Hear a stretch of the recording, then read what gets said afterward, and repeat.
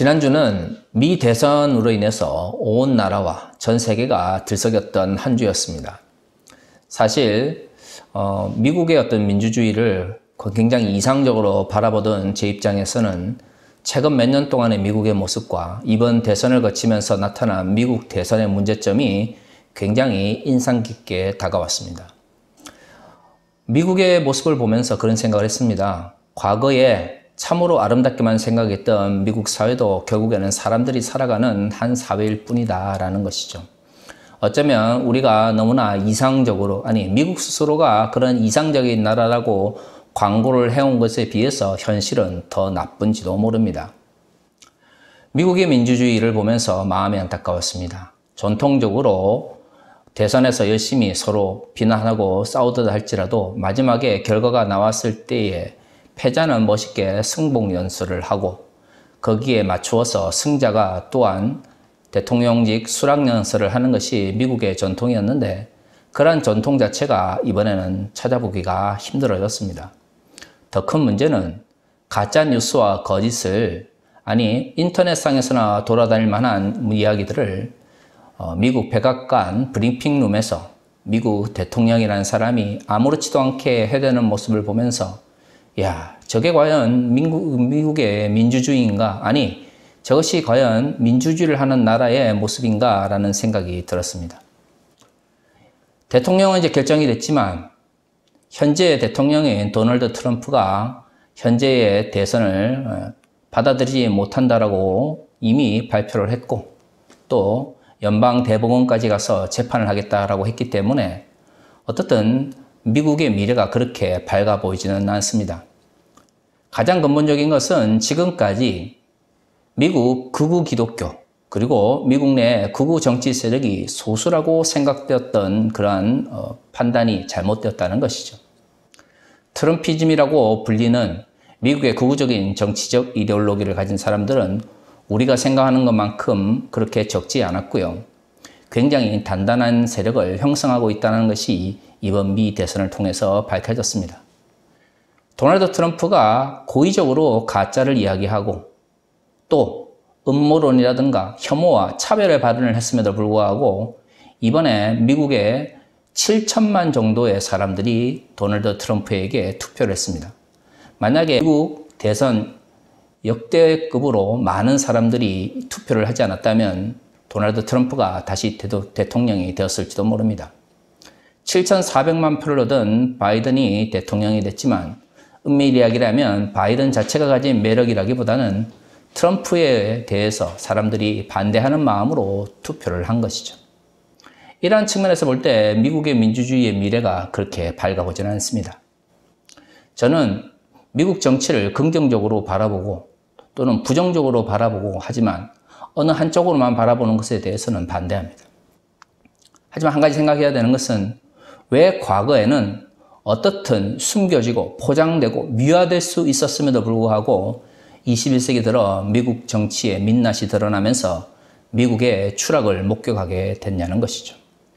저는 미국 사회의 양극화가 미국의 민주주의를 위협하고 있다고 생각을 합니다. 사실 베트남 전쟁 이후 미국은 몰락의 길을 걷기 시작했습니다. 그러다가 1980년대 로널드 레이건에 의해서 미국 중심적인 정책이 나오면서 미국이 일시적으로 힘을 가지는 것처럼 보였습니다. 하지만 미국의 진정한 힘은 군사력이나 아니면 정치적인 강력함이 아닙니다.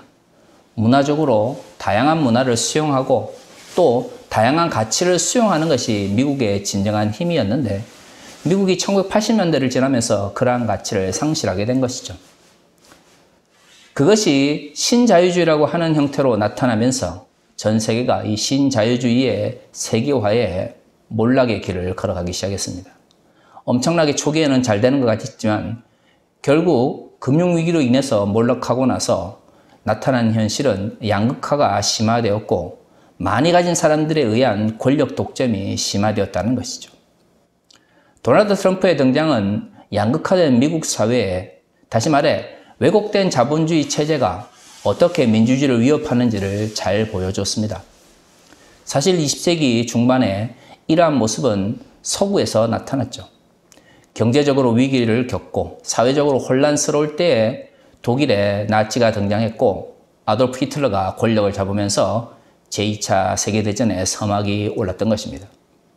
우리는 민주주의를 긍정적으로 생각을 하지만 민주주의의 가장 큰 적은 잘못된 현실의 구조를 왜곡하고 또 그것을 더 심화시키는 자본주의의 왜곡된 의식에 있다는 것이죠. 미국의 양극화는 미국의 민주주의를 위협하고 있습니다.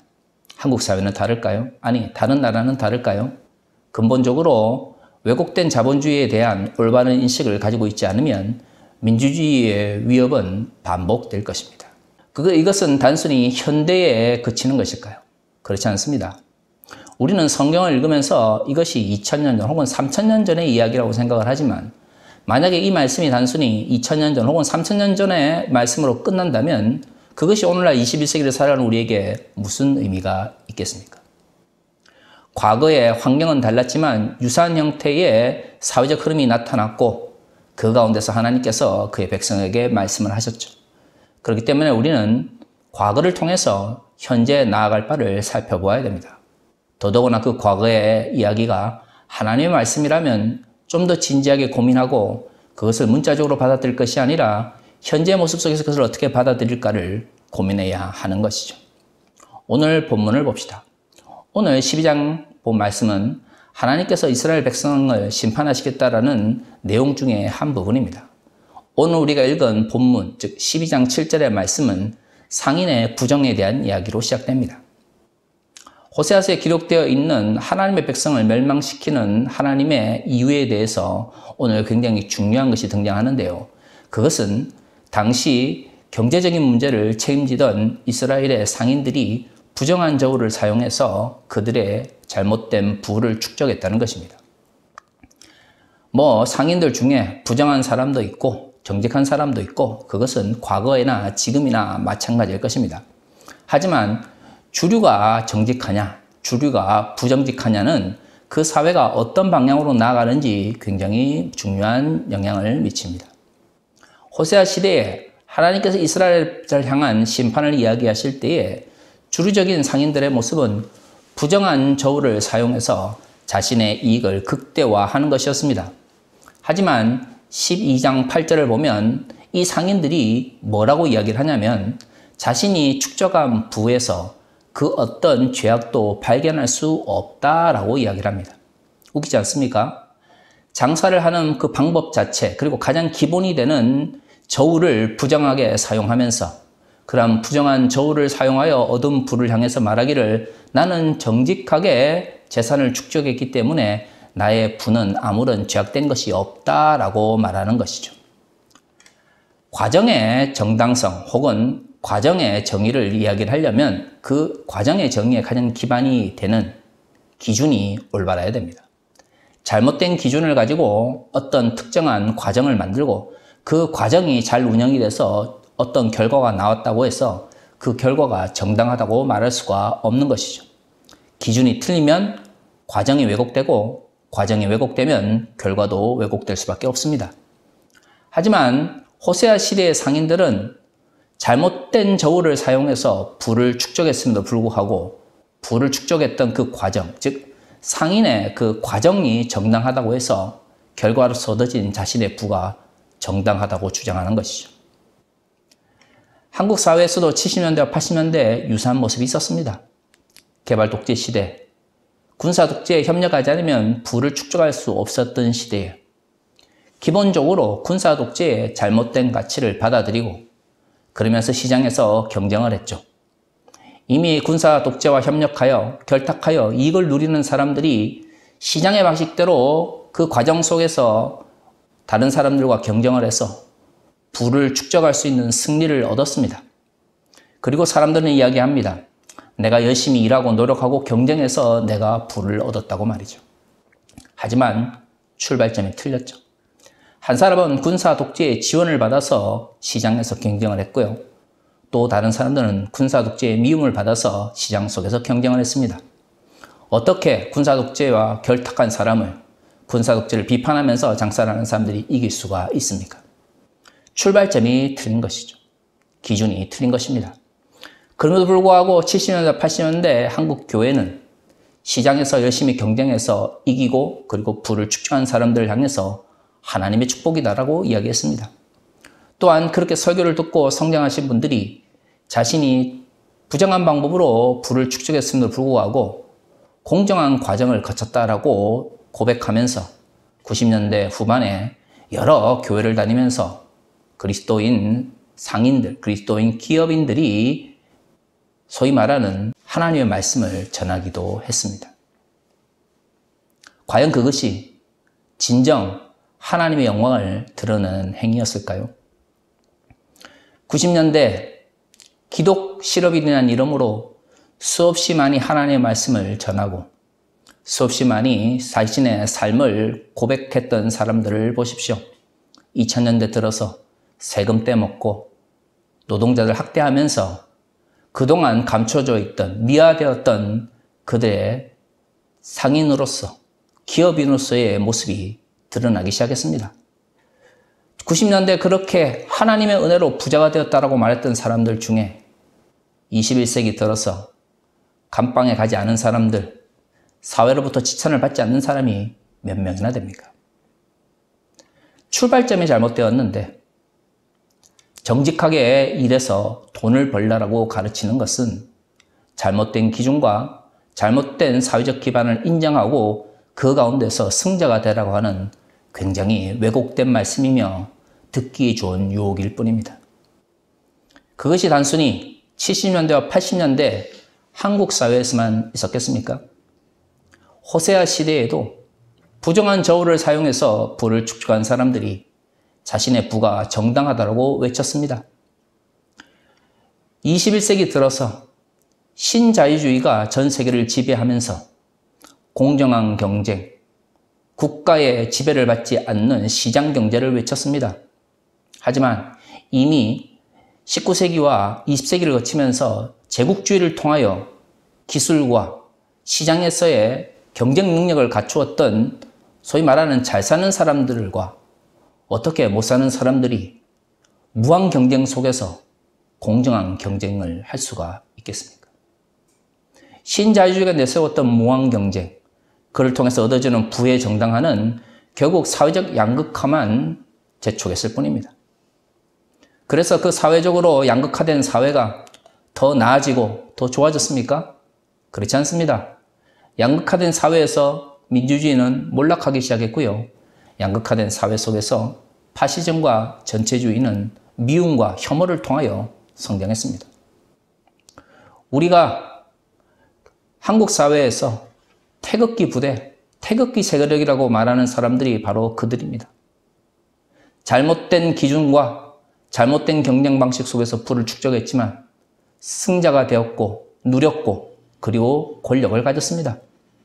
한국 사회가 투명해지고 더 민주화되고 성숙한 민주주의로 나아가면서 그들의 기득권이 위협을 받자 그들은 기존의 민주주의를 반대하면서 과거의 독재와 파시즘, 전체주의를 민주주의라고 호도하였습니다.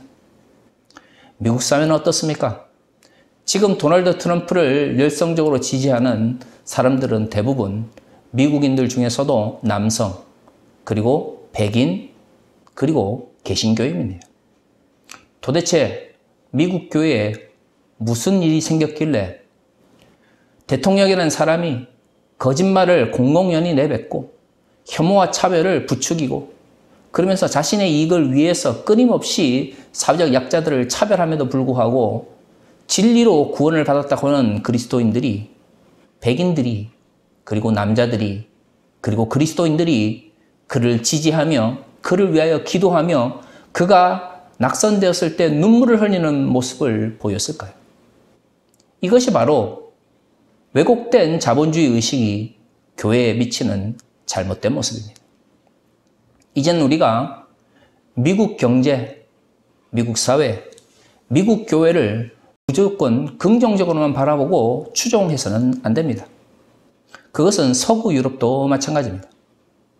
과거 서구 유럽은 우리보다 더 잘 사는, 더 성숙한, 그리고 더 발전된 곳이었습니다. 하지만 서구 유럽은 그 어떤 지역들보다 파시즘이 먼저 등장했고요. 두 번의 세계대전이 왜 유럽 사회에서 발생했는지 우리는 좀 더 진지하게 고민해야 됩니다. 서구 신학도 마찬가지입니다. 지금까지 서구의 신학을 아무런 의식 없이 무조건적으로 받아들였던 모습은 반성해야 합니다. 루터를 공부한다고 하면서 루터의 반유대주의를 받아들이는 사람들, 깔뱅을 연구한다고 하면서 경제적 부의 신성화를 받아들이는 사람들, 네덜란드 개혁주의를 연구한다고 하면서 네덜란드 세국주의에 대해서 반성하지 않는 사람들이 아직도 한국 사회에서는 신학자라는 이름으로 활동하고 있습니다. 독일 사회에서 나치를 지지하고 그리고 그들과 함께 부를 누렸던 신학자들을 과연 올바른 의미의 신학자라고 말할 수가 있겠습니까? 미국 사회도 마찬가지입니다. 지금 한국에 인기 있는 복음주의권의 유명한 목사들과 명망 있는 신학자들이 이번에 트럼프를 지지하면서 트럼피즘을 종교적으로 정당화했습니다. 그들이 그 얼마나 휘황찬란한 말을 할지 저는 알 수 없지만 과연 그들의 신학이, 그들의 설교가 과연 하나님의 말씀을 담아내는 것이라고 말할 수가 있겠습니까? 특정한 정치인을 지지하고 지지 않고 하지 않고의 문제가 아닙니다. 어떤 정치인이든 혐오와 차별을 정당화하고 거짓말을 기반으로 정치를 한다면 좌우, 자본주의와 사회주의, 진보와 보수를 떠나서 그리스도인들은 그것을 거부할 수 있어야 됩니다. 그러한 의미에서 미국 교회가 몰락의 길을 가고 있는 것이죠. 저는 한국의 보수적인 교단들이 몰락의 길로 가고 있는 것과 미국의 소위 말하는 복음주의권에 있는 사람들이 극우 기독교를 정당화하고 기독교 파시즘으로 나아가는 모습이 닮아 있다고 생각을 합니다. 무엇이 문제일까요? 그 양쪽에 한 가지 공통점이 있습니다. 부에 대한 정당화입니다. 부는 그 어떤 경우에도 신성화되거나 악마화돼서는 안 됩니다. 우리가 잘 아는 것처럼 예수님께서 가이사의 것은 가이사에게로, 하나님의 것은 하나님께로라고 이야기했을 때 그것은 하나님께서 보실 때에 돈 자체는 선도, 악도 아니라는 것이죠. 돈은 인간이 경제적이고 사회적인 관계를 만들기 위해서 만든 도구입니다. 그 도구를 어떻게 사용하는가에 따라서 그것은 악도 될 수 있고 선도 될 수 있는 것이지, 인간이 만들어낸 수없이 많은 도구들, 사회적 도구들 중에서 그 자체로 악이 되거나 그 자체로 선이 되는 것은 그 어디에도 없습니다. 우리가 우리의 욕망을 하나님 이름으로 거기에 투사하려고 하는 것이죠. 돈의 문제도 마찬가지입니다. 돈이라고 불리는 것은 경제적 활동을 하거나 상업적 활동을 하기 위해서 만들어낸 인간의 도구입니다. 하지만 그 돈을 통해서 권력을 누리는 고 기득권을 누리는 자들은 그것이 하나님께 주신 선한 것이다라고 말하고 싶어 하는 것이고, 그걸로 인하여 피해를 보는 사람들은 그것은 악하다라고 말하는 것이죠. 중요한 것은 하나님의 입장에서 절대적으로 악하거나 절대적으로 선한 것이 아니라 우리가 살아가는 이 사회 속에서 그것을 가지고 다른 사람을 억압하고 그것을 통해서 다른 사람들을 지배하려고 하는 사람들에 의해서 그 돈과 그 권력과 그리고 그 모든 도구들은 악한 것이 되는 것입니다. 그렇다면 진정한 하나님의 나라를 꿈꾸는 사람들은 인간이 만들어낸 그 도구가 악한 것이 아니도록 인간의 입장에서 선한 것이 될 수 있도록 노력을 해야 됩니다. 단순히 세상은 악하다, 잘못되었다라고 욕하고 아무것도 하지 않는 것이 아니라 왜 잘못되었고 우리는 그것을 어떻게 바꿀 것인가를 고민하는 사람들만이 진정 이 땅 속에서 하나님의 나라의 임재를 경험할 수가 있는 것이죠. 하나님께서 오늘 호세아 시대에 이야기하셨습니다. 잘못된 저울을 가지고 불을 축적하면서도 부끄러움을 느끼지 못한 사람들, 잘못된 저울을 가지고 불을 축적했음에도 불구하고 그 부가 정당하라고 하는 사람들을 향해서 하나님께서 심판하실 것이라 라고 이야기하고 있는 것이죠. 왜요? 하나님께서 그 부에 대해서 그 어떤 정당화나 그 어떤 악마화도 허락하지 않으셨는데 인간 스스로가 그것을 가지고 악마화하고 그것을 가지고 신성화했기 때문인 것입니다. 우리 자신의 잘못은 우리 자신의 잘못에게 돌아가야 되는 것이지 우리가 잘못한 것을 하나님 이름으로 정당화해서는 안 되는 것이죠. 하나님을 진정 믿는 사람들이라면 우리가 잘못했을 때 그 잘못을 우리 자신에게 돌리고 우리가 잘하고 사회적으로 칭찬받을 때 그 영광을 하나님께 돌려야 하는 것이지 내가 잘했을 때 그 영광을 내가 받고 내가 못했을 때 그 잘못을 하나님께 돌리는 것은 그리스도인도 아니고 하나님의 백성도 될 수가 없습니다. 사랑하는 성도 여러분, 미국 대선을 보면서 미국 정치의 몰락을 보면서 우리는 세상의 지혜를 배워야 합니다. 성경에서도 이 시대를 분간할 것을 이야기하고 있습니다.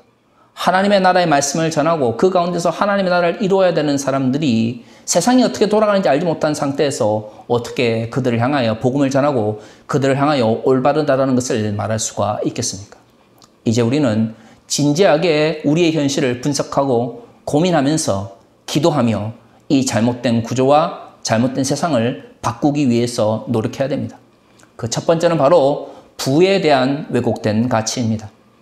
잘못된 출발과 잘못된 기준을 적용해서 단순히 경쟁 과정이 정당하다는 것만 가지고 그 결과가 아름답다라고 말하는 것은 하나님의 이름을 모욕하는 것입니다.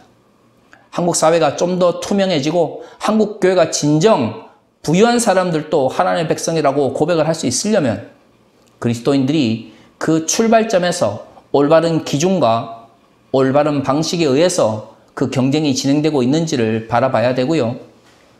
우리가 축적한 부가 진정 올바르려면 모든 사람들이 그 과정과 그 출발점 그리고 그 기준이 올바른 것이었다라고 고백할 수 있는 경쟁의 환경을 만들어야 됩니다.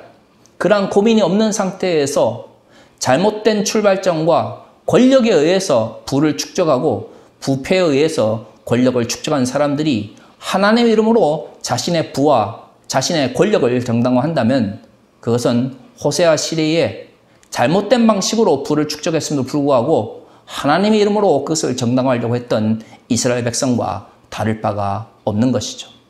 저는 하나님의 백성이 이 땅 위에 살아가면서 주의 복음을 전하며 예수 그리스도의 십자가만으로도 감사하며 살아갈 수 있기를 바랍니다. 하지만 끊임없이 우리의 현실은 하나님의 이름으로 우리의 잘못을 정당화하고 하나님의 이름으로 우리의 욕망을 정당화하려고 하는 모습들 속에서 하나님의 나라가 하나님의 말씀이 왜곡되는 것이죠. 사랑하는 성도 여러분, 지금이라도 우리가 끊임없이 시대를 분간해 가면서 잘못된 출발점, 잘못된 기준을 가지고 잘못된 결론을 정당화하고 있지는 않은지 고민하며 살아가기를 원합니다. 무엇보다 한국교회가 이제는 부정한 방법으로 권력과 결탁하고 타인을 억압하고 이 사회의 왜곡된 구조를 통해서 부를 축적한 사람을 더 이상 하나님의 말씀으로 하나님의 이름으로 정당화하지 않았으면 좋겠습니다. 만약에 한국교회가 지금처럼 끊임없이 잘못된 부를 정당화한 방향으로 나아간다면 왜곡된 자본주의가 멸망할 때에 한국교회도 같이 몰락할 것입니다. 그것은 호세아 시대에도 하나님의 말씀으로 약속된 것이고 저는 그 말씀이 지금도 우리에게 적용된다는 것을 믿습니다. 다시 기도하겠습니다.